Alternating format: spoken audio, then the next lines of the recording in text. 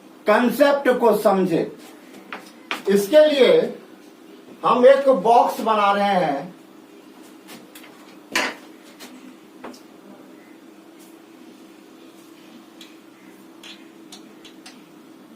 Since,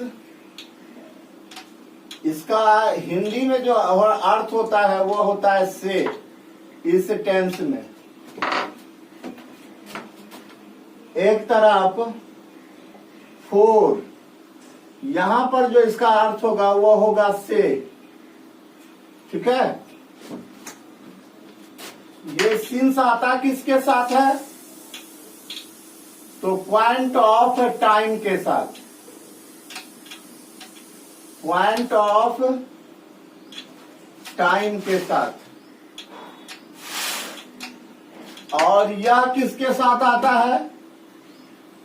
यह आता है पीरियड ऑफ टाइम के साथ। पीरियड ऑफ टाइम के साथ, है ना। अब दोनों में क्या अंतर है?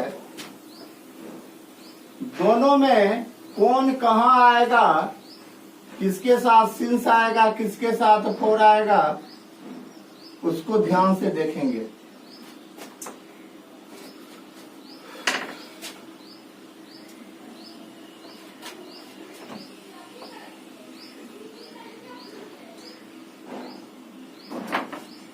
पहला नंबर देखिए,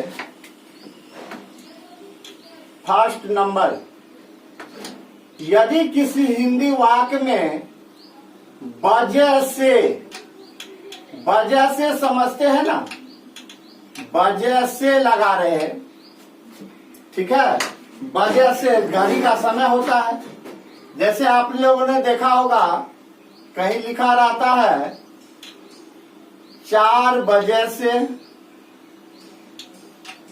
कितना भी वजह से यदि दिया रहे, 4 बजे से, 2 बजे से, 5 बजे से, एटसेट्रा, कोई भी वजह से लिखा रहे, तब हम समझ जाएंगे जो यह क्या है, पॉइंट ऑफ टाइम है। यानी तब ये क्या करेगा, निश्चित समय को दर्शाएगा। अब 4 बजे से, तो वजह से के लिए आ गया सिंस, है ना। 4 बजे से, तो 4 के लिए क्या आएगा, 4, सिंस 4। और बजे का अंग्रेजी क्या होता है, ओ क्लॉक। क्या होता है, ओ क्लॉक। तो बन गया हमारा सिंस 4 ओ क्लॉक। 2 बजे से रहेगा तो सिंस 2 ओ क्लॉक, सिंस 2 ओ क्लॉक। रहे 12 बजे से, रह जाए 4 बजे से, रह जाए 3 बजे से, रहे 6 बजे से, रहे 8 बजे से, रहे 9 बजे से, रहे 10 बजे से। यानी वजह से देखेंगे, कोई भी शब्द के साथ लगा हुआ है, संख्या के साथ, समझ जाएंगे जो यह किस में चला जाएगा, पॉइंट ऑफ टाइम में। और पॉइंट ऑफ टाइम में क्या होता है, निश्चित समय।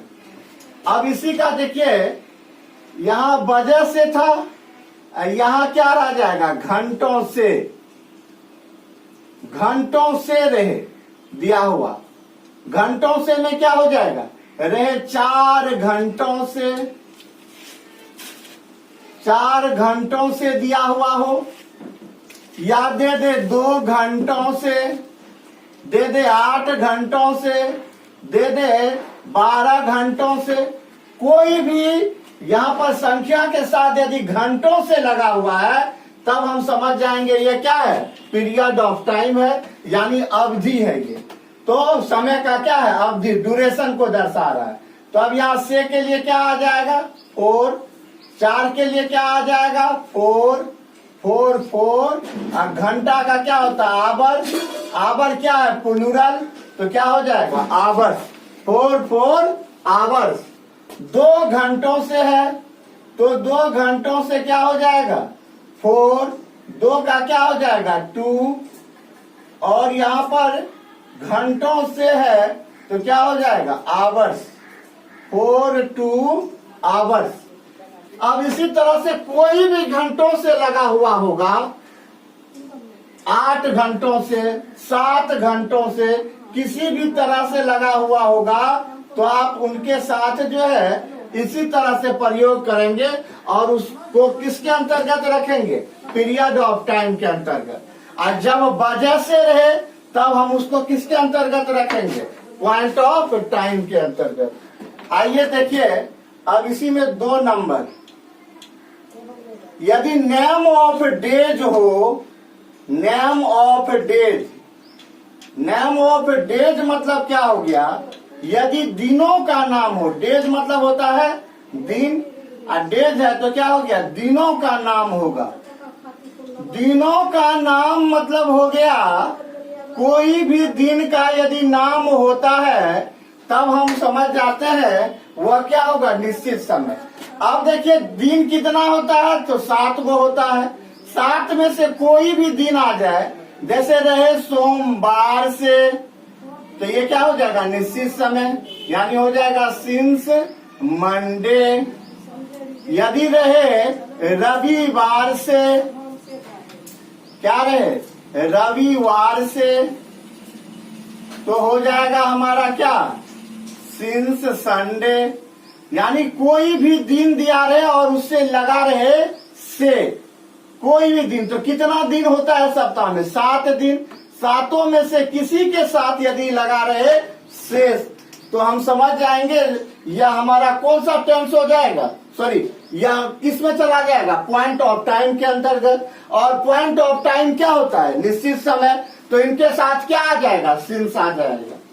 इसी के अपोजिट यदि नेम ऑफ डेज ना रहकर रहे नंबर ऑफ डेज, क्या दिया हुआ हो, number of days, number of days मतलब क्या हो गया, दिनों की संख्या। यहां पर दे दे दिनों की संख्या, दिनों की संख्या रह जाए 5 दिनों से, तो ये क्या हो जाएगा, पीरियड ऑफ टाइम हो जाएगा। 5 दिनों से रह जाए 2 दिनों से, रह जाए 12 दिनों से, रह जाए 20 दिनों से, यानी कोई भी संख्या लगा रहे और दिनों से समझ जाएंगे, चला जाएगा ये किस में, पीरियड ऑफ टाइम में। और जब यह पीरियड ऑफ टाइम में जाएगा तो क्या लेगा, 4। तो देखिए यहाँ पर से के लिए क्या आ गया, 4। 5 का क्या हो जाएगा, 5। और दिन का क्या होता है, डे, 1 से अधिक है तो डेज हो जाएगा। 2 दिनों से तो 4 आ जाएगा। 2 का क्या हो जाएगा, 2। और दिन का क्या होगा, डे, डे में क्या लग जाएगा, एस। 4 2 डेज, 2 दिनों से, है ना, समझ में आ गई। नेम ऑफ डेज रहेगा तो आ जाएगा पॉइंट ऑफ टाइम में, और नंबर ऑफ डेज रहेगा तो चला जाएगा पीरियड ऑफ टाइम में। आइए इस तरह से अब हम इसमें तीसरा चीज देखते हैं। यदि नेम ऑफ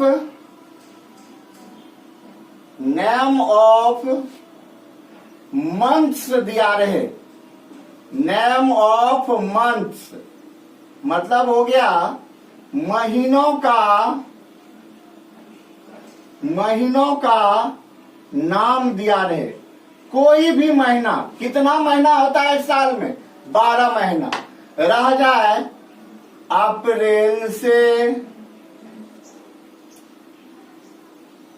रह जाए जुलाई से, कोई भी महीना का नाम हो और उसके साथ यदि से लगा हुआ हो तब हम समझ जाएंगे यह आ जाएगा हमारा पॉइंट ऑफ टाइम में। और पॉइंट ऑफ टाइम में जब आ जाएगा तब इनके साथ से के लिए क्या आता है, सिंस। और अप्रैल है तो दे देंगे सिंस अप्रैल। जुलाई से है तो दे देंगे सिंस जुलाई। कोई भी महीना का नाम में क्या लगा हुआ हो, से लगा हुआ हो, तो हम समझ जाएंगे यह क्या है, पॉइंट ऑफ टाइम। और पॉइंट ऑफ टाइम के साथ क्या आ जाएगा, सिंस का प्रयोग। जस्ट इसी के अपोजिट यदि आ जाए, क्या आ जाए, दिया रहे number of months, name of months ना देकर दे दे number of months, number of months, यानी हो गया महीनों की संख्या दे दे, महीनों की संख्या दे दे, तब क्या होगा, तब वह हो जाएगा पीरियड ऑफ टाइम। अब महीनों की संख्या रहे, दे दे 4 महीनों से। तो देखिए बाबू यहां पर 4 महीनों से क्या लग जा रहा है, पीरियड लग जा रहा है, तो हो जाएगा 4, 4 का क्या हो जाएगा 4, और महीनों का क्या हो जाएगा मंथ्स, यानी 4 मंथ्स। यदि 4 महीनों के जगह रहे 8 महीनों से, 8 महीनों से क्या हो जाएगा 4, 8 का क्या हो जाएगा 8, महीनों का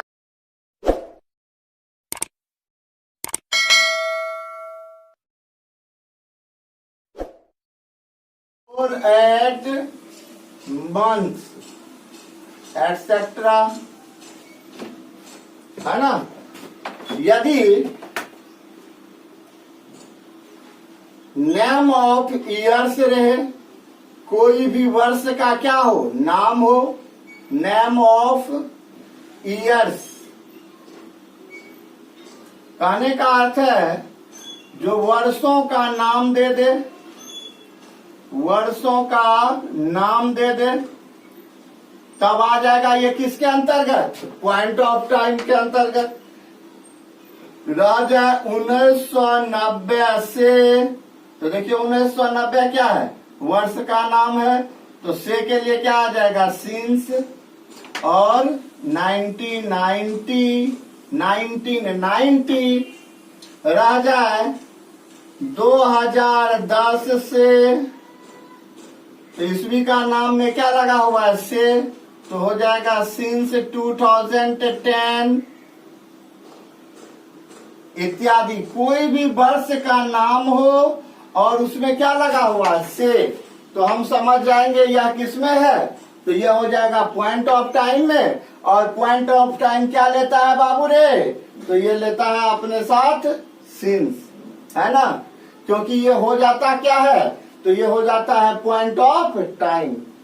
आइए नेक्स्ट देखते हैं, इसी के अपोजिट यदि रहे दिया हुआ, क्या दिया हुआ रहे, नेम के जगह आ जाए नंबर ऑफ ईयर्स, क्या आ जाए number of years, number of years मतलब क्या हो जाएगा, वर्षों की संख्या ना देकर, हाँ सॉरी, वर्षों की नाम ना देकर क्या आ जाए संख्या आ जाए, तब यह आ जाता है पीरियड ऑफ टाइम के अंतर्गत। जैसे लिखा रहे 5 वर्षों से, 5 वर्षों से, तो ये ड्यूरेशन हो जाएगा पीरियड ऑफ टाइम। से के लिए 4 आ जाएगा, 5 के लिए 5 आ जाएगा, वर्षों के लिए क्या आ जाएगा ईयर्स, 4 5 ईयर्स।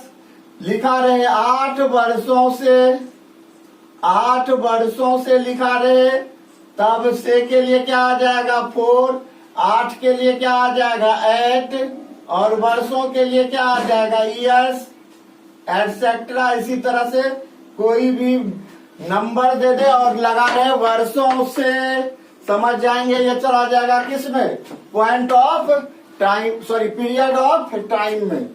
5वां नंबर देखिए बाबू, यदि लिखा रहे सुबह से, लिखा रहे शाम से, लिखा रहे रात से,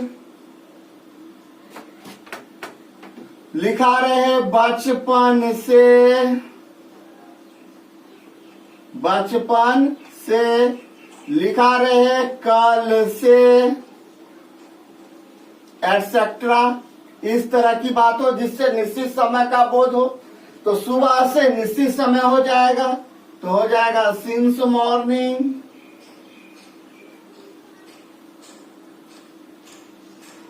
लिखा रहे शाम से तो क्या हो जाएगा, सिंस इवनिंग। लिखा रहे रात से तो क्या हो जाएगा, सिंस नाइट। लिखा रहे बचपन से तो हो जाएगा सिंस चाइल्डहुड।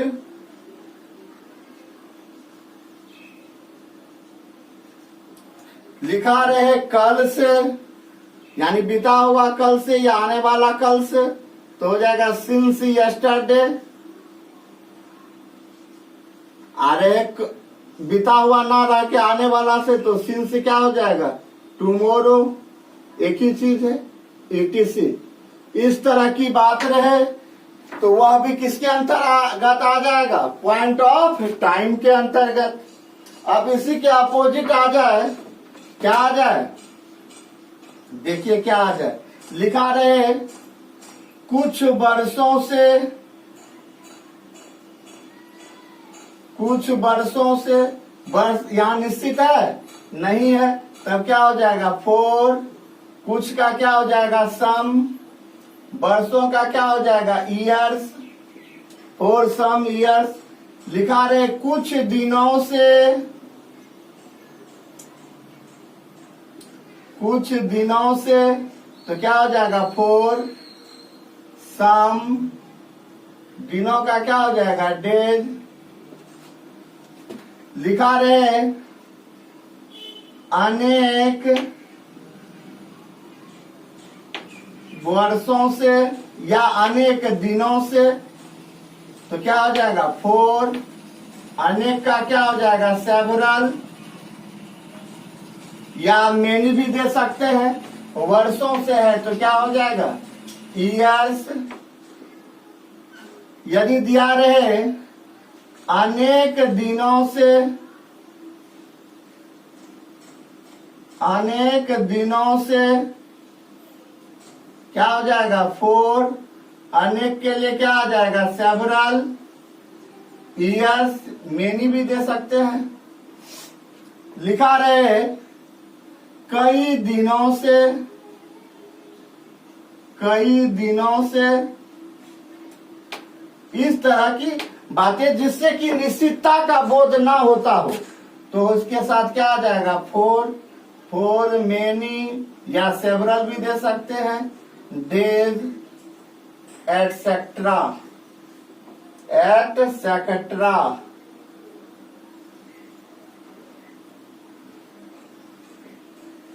है ना। यदि अब फुल्ली के दे देते हैं ETC, अब इसमें कुछ नहीं बताना है। यदि इतना आपको पूरी अच्छी तरह से समझ में आ जाता है तो आप पीरियड ऑफ टाइम और पॉइंट ऑफ टाइम यानी सिंस और फॉर का यूज करने में किसी भी प्रकार की गलतियां नहीं करेंगे। लेकिन इतनी बातें जो है आपके दिमाग में हमेशा बरकरार रहे तो आपको ना सिंस के प्रयोग में और ना ही फॉर के प्रयोग में किसी भी प्रकार का क्या होगा दिक्कत होगा। जनरली आपको बस इतना याद रखना है इससे भी बहुत ज्यादा। लेकिन यदि मुख्य रूप से इतनी बातें आपके दिमाग में रहती है तो आपको सिंस और फॉर का प्रयोग करने में किसी भी प्रकार का दिक्कत नहीं होता, नहीं होगा। जनरली क्या होता है जब कोई निश्चितता यानी वो शब्द पढ़ने से पता चल जाता है जो समय निश्चित है या समय में अवधि का बोध हो रहा है या समय में अनिश्चितता का बोध हो रहा है। तो समय में जैसे अवधि का या निश्चितता का बोध ना हो तो उसको रख देंगे हम पीरियड ऑफ टाइम के अंतर्गत, और पीरियड ऑफ टाइम के अंतर्गत जब जाएगा तो उनके साथ फॉर आ जाएगा। जब देखेंगे कोई निश्चित समय हो तो वह आ जाएगा पॉइंट ऑफ टाइम के साथ, और उन शब्द के साथ यानी उस समय के साथ सिंस का प्रयोग किया जाएगा। ये सिंस और फॉर का प्रयोग जो होता है तो जनरली सिंस और फॉर जो आता है बाबू रे यह किसके लिए आता है? सिंस और ये फोर का प्रयोग जो होता है जनरली टाइम के लिए होता है। टाइम मतलब समय के लिए होता है। जनरली ये किसके लिए होता है बाबू? टाइम के लिए। सिंस या फोर का प्रयोग जनरली जो होता है, मुख्य रूप से जो होता है वो होता है टाइम के लिए। किसके लिए? टाइम के लिए। कोई दिक्कत? इसको यदि लिखना हो, लिखना तो पड़ेगा ही, बेहद आवश्यक चीज है, क्योंकि यहाँ पर सिंस और फोर के प्रयोग में बहुत सारे बच्चे गलत करते हैं। यदि आप चाहते हैं हमारी कहीं भी गलतियां ना हो तो इस बातों को हमेशा ध्यान में रखिए। मैं इसे समझा भी दिया हूं और इससे बाहर आपको सिंस और फोर का प्रयोग रहेगा भी नहीं। इतना दिमाग में रहेगा तो किसी भी प्रकार के एग्जामिनेशन में सिंस और फोर का प्रयोग करने में आपको दिक्कत नहीं होगा। यदि लिखना हो तो हाथ चलाकर लिखिए तेजी से। मैं कुछ और बातें बताऊंगा, जल्दी हाथ चलाकर लिखिए, तेजी से हाथ चलाकर लिखिए।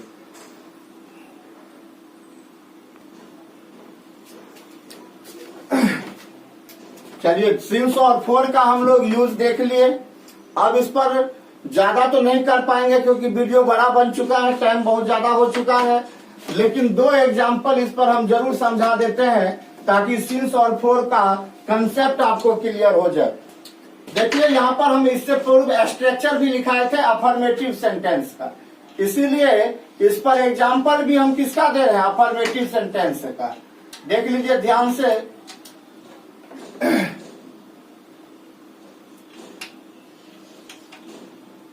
सोनू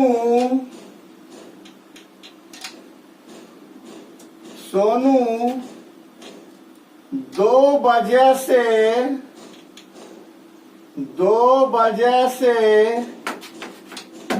इस मैदान में, सोनू 2 बजे से इस मैदान में क्रिकेट खेल रहा है। क्रिकेट खेल रहा है।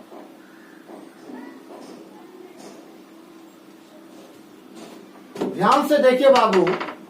अब देखिए, सबसे पहले तो इसे हिंदी वाक्य को हम पहचानेंगे तो देखिए, रहा है, रही है के साथ समाप्त हो रहा है, यानी इस क्रिया की समाप्ति जो है, एंडिंग जो हो रही है वह किसके साथ हो रही है? रहा है के साथ। यहाँ पर मैन वर्ब कौन है? तो मैन वर्ब है खेलना, एम फॉर मैन, भी फॉर वर्ब, है ना। अब देखिए, पहचानने का बताए थे कि इसके साथ क्या रहे? टाइम रहे। तो देखिए 2 बजे से है तो 2 बजे से ये क्या हो गया? टाइम हो गया। पिछले एग्जाम्पल जब हम दिए थे तो बताए थे, जो आपको ये नहीं पता चलेगा अभी जो ये कौन सा है, पीरियड ऑफ टाइम है या पॉइंट ऑफ टाइम है, लेकिन अब आपको पता चल जाएगा जो ये टाइम में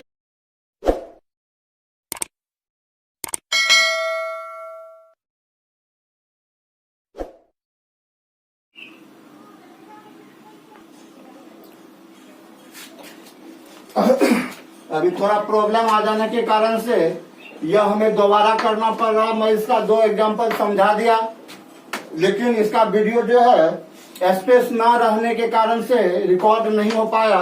देखिए, अब हम फिर इसको बताने जा रहे हैं। देखिए एग्जांपल है, सोनू 2 बजे से इस मैदान में क्रिकेट खेल रहा है। तो सबसे पहले अब इसको हम पहचानेंगे। तो देखिए, इसकी वर्ब क्या है? खेलना। इसकी समाप्ति किसके साथ हो रहा है? रहा है के साथ, यानी क्रिया की समाप्ति किसके साथ हो गई? एंडिंग विथ रहा है। मेन वर्ब क्या हो गया इसका? खेलना। और देखिए, ये सिर्फ पहचान नहीं हुआ, क्योंकि आप जानते हैं रहा है, रही है, ये पहचान प्रेजेंट कंटिन्यूअस का भी है। तो प्रेजेंट परफेक्ट कंटिन्यूअस का क्या होगा? तो ये इसके साथ साथ इसमें समय सूचक शब्द हो। तो देखिए 2 बजे से दिया हुआ है, यानी ये हमारा क्या हो गया? समय सूचक शब्द। अब जो है, जब हम ये टेंस का डिफिनेशन समझा रहे थे, उस वक्त जो एग्जाम्पल दिए थे, तभी हम आप लोगों को बोले थे जो आपको इसका एग्जाम्पल, ये टाइम जो है किसमें है ये नहीं समझ में आएगा, लेकिन अभी तुरंत बता दिए हैं फोर और सिंस के बारे में। अब आप लोग बता सकते हैं, कोई भी वजह से लगा रहता है तो ये क्या हो जाता है, point of time, point of time. तो अभी तुरंत आप लोग पढ़े हैं, पॉइंट ऑफ टाइम के साथ किसका प्रयोग होता है, सिंस का प्रयोग होता है। कोई दिक्कत? अब इस दो बातें से, यानी इस टाइम के द्वारा और इसके समाप्ति वर्ग की जो समाप्ति है, इसके द्वारा हम पहचान गए जो यह लाइन जो है, यह पंक्ति जो हिंदी वाक्य जो है, यह प्रेजेंट परफेक्ट कंटिन्यूअस टेंस में है। अब जो हम इसको अंग्रेजी में कन्वर्ट करेंगे तो इनके लिए आपको स्ट्रक्चर मालूम है। सबसे पहले क्या आ जाएगा, सब्जेक्ट। सब्जेक्ट कौन है, सोनू, तो यहाँ पर रख दिया हमने सोनू। सोनू के साथ हैव बीन आएगा या हैज बीन आएगा, तो सोनू है थर्ड पर्सन का सिंगुलर, इसके साथ क्या आएगा, has been. Sonu has been, Sonu has been. अब इसके साथ क्या आएगा जी, सोनू हैज बीन आ गया, सब्जेक्ट प्लस हैज बीन या हैव बीन के बाद क्या आता है, वर्ब का चौथा। तो वर्ब यहाँ पर क्या है, खेल रहा है, खेलना है, तो खेलना का क्या होता है, प्ले। प्ले का चौथा रूप क्या हो जाएगा, प्लेइंग। बन गया सोनू हैज बीन प्लेइंग, क्या खेल रहा है, क्रिकेट। देखिए यहाँ क्रिकेट भी आया है और इस मैदान में भी आया है। तो याद कीजिए, अदर वर्ड्स में हम ऑब्जेक्ट कंप्लीमेंट दो शब्द बताते हैं, तो क्रिकेट हो गया ऑब्जेक्ट, इस मैदान में हो गया कंप्लीमेंट। तो अदर वर्ड्स में पहले हम ऑब्जेक्ट को रखेंगे, तो प्लेइंग क्या हो जाएगा, क्रिकेट। क्रिकेट के बाद क्या आ जाएगा, अदर वर्ड्स का कंप्लीमेंट। तो कंप्लीमेंट क्या है, इस मैदान में, मैदान में, तो इन दिस क्या हो जाएगा, फील्ड, इन दिस फील्ड। अब क्या रखेंगे, POT, यानी पॉइंट ऑफ टाइम या पीरियड ऑफ टाइम। तो देखिए यहाँ दो वजह से है, पॉइंट ऑफ टाइम है तो पॉइंट ऑफ टाइम के साथ क्या आता है, सिंस। दो बजे है तो दो का क्या होता है, 2। अब बजे का क्या हो जाएगा, o'clock। यानी टोटल हमारा क्या बन गया, Sonu has been playing cricket in this field since 2 o'clock। एक और एग्जांपल देख लीजिए बाबू, रानी और सोनी, रानी और सोनी 5 घंटों से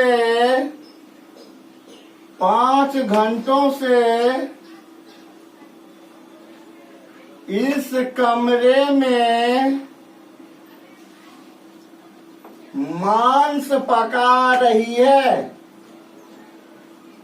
मांस पका रही है। आइए सबसे पहले हम इसको पहचानते हैं। तो देखिए बाबू, यहाँ पर रहा है, रही है के साथ इसकी क्या हो रही है, समाप्ति। यानी मुख्य क्रिया जो है उसकी समाप्ति किसके साथ, रहा है रही के साथ हो रहा है। मुख्य क्रिया यानी मेन वर्ब है कौन, पकाना, इसकी समाप्ति किसके साथ हो गया, रहा है रही है के साथ। इससे तो प्रेजेंट कंटिन्यूअस भी हो सकता है। इसके साथ साथ यदि समय सूचक शब्द वाक्य में होगा तब जाकर ये प्रेजेंट परफेक्ट कंटिन्यूअस होगा। तो यहाँ ध्यान दीजिए, 5 घंटों से है, इसका मतलब ये समय सूचक शब्द हो गया। और जब यह समय सूचक शब्द हो गया बाबू रे, तो पहले तो हम नहीं पहचान सकते थे जो ये पॉइंट ऑफ टाइम है या पीरियड ऑफ टाइम, लेकिन आज से पहचानने लगेंगे क्योंकि इससे पहले जिक्र हुआ है। 5 घंटों से, तो घंटों से लगा है यानी अवधि है, इसका मतलब ये चला जाएगा पीरियड ऑफ टाइम में। तो ये तो टाइम है, लेकिन कौन सा टाइम हो जाएगा, पीरियड ऑफ टाइम। और जब यह पीरियड ऑफ टाइम तो अपने साथ क्या लेगा, 4 लेगा, है ना। चलिए, जब इस 2 प्रकार की बातों को देख लेते हैं तब हम समझ जाते हैं जो यह हिंदी का वाक्य जो है यह हमारा किसमें हो जाएगा, प्रेजेंट परफेक्ट कंटिन्यूअस टेंस में। अब जो इसको अंग्रेजी में कन्वर्ट करेंगे, क्या हो जाएगा अंग्रेजी में कन्वर्ट करेंगे तो सबसे पहले क्या आएगा, सब्जेक्ट। इसका स्ट्रक्चर तो इससे पूर्व भी हम लिखे हैं, फिर भी एक बार लिख देते हैं बोर्ड पर। Subject plus has oblique have plus been plus V4 plus other words plus point of time oblique period of time plus full stop. तो यहाँ देखिए सब्जेक्ट का जो बात हो रहा है, तो सब्जेक्ट एक नहीं दो है, रानी और Soni. Rani third person singular, Soni third person singular, दोनों मिलकर थर्ड पर्सन प्लूरल, है ना। तो हो जाएगा रानी एंड सोनी, दोनों हो गया। अब जो है इसके साथ है जाएगा या है, तो दो प्लूरल हो गया तो हैव आएगा। हैव के बाद क्या आएगा बीन, बीन के बाद क्या आएगा V4। V4 यहाँ पर क्या है, मांस पका रही है। पकाना, पकाना का क्या होता है कुक, कुक का चौथा रूप क्या हो जाएगा कुकिंग। क्या पका रही है मांस, तो कुकिंग। मीट, मीट क्या हो जाएगा ऑब्जेक्ट। और इस कमरे में क्या हो गया कॉम्प्लीमेंट, तो cooking meat in this room, cooking meat in this room, in this room क्या हो गया कॉम्प्लीमेंट। अब क्या देंगे बाबू पीओटी, पीओटी यहाँ पर क्या है 5 घंटों से, तो ये पीरियड ऑफ टाइम है, तो इसके साथ क्या आ जाएगा 4, 5 का क्या हो जाएगा 5, घंटों का क्या हो जाएगा आवर्स। पूरा बन गया हमारा। Rani and Soni have been cooking meat in this room for 5 hours. आज बस इतना ही रहेगा, क्योंकि बहुत ज्यादा वीडियो बड़ा हो गया है, टाइम बहुत ज्यादा हो गया है। इससे ज्यादा बताएंगे तो बहुत ज्यादा बड़ा वीडियो हो जाएगा, देखने में प्रॉब्लम और हमको अपलोड करने में भी प्रॉब्लम होगा। तो आज बस इतना ही रहेगा। Thanks a lot. Next class में हम लोग जो है इससे अधिक पढ़ेंगे, यानी स्ट्रक्चर बेस्ड सभी बातों को पढ़ते हुए इसके स्पेशल रूल्स यानी रूल्स एंड यूजेस को पढ़ेंगे और तब जाकर इस पाठ को समाप्त करेंगे। धन्यवाद। यदि आपको मेरा यह वीडियो पसंद आता है तो आप इसे लाइक और कमेंट करना ना भूले, चैनल को सब्सक्राइब करना ना भूले। धन्यवाद। फिर मिलेंगे अगले वीडियो में। सी यू अगेन, मिस यू।